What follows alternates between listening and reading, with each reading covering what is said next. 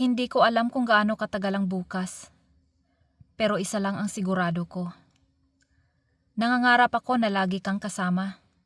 Hindi lang ngayon, hindi lang sa mga masasayang araw, kundi pati sa mga araw na mahirap, tahimik at hindi perpekto.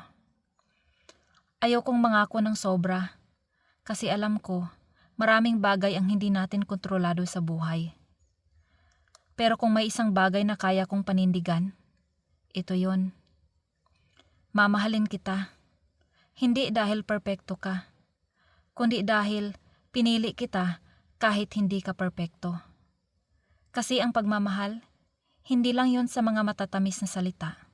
Nasa consistency yon, nasa pagpili araw-araw kahit walang kasiguraduhan. Darating ang mga araw na hindi madali, may misunderstanding, may tahimik na laban, may hindi pagkakaintindihan. Pero sa kabila nun, pipiliin pa rin kitang intindihin kaysa bitawan. Pipiliin kitang ayusin kaysa iwan. Kasi ayokong dumating yung araw na pagsisihan ko yung taong minahal ko ng buo. Gusto ko yung tipong kahit sa gitna ng kaguluhan ng mundo, ikaw pa rin yung pipiliin kong pahingahan. At kung tatanungin mo ako kung hanggang kailan, hanggang sa huling tibok ng puso ko.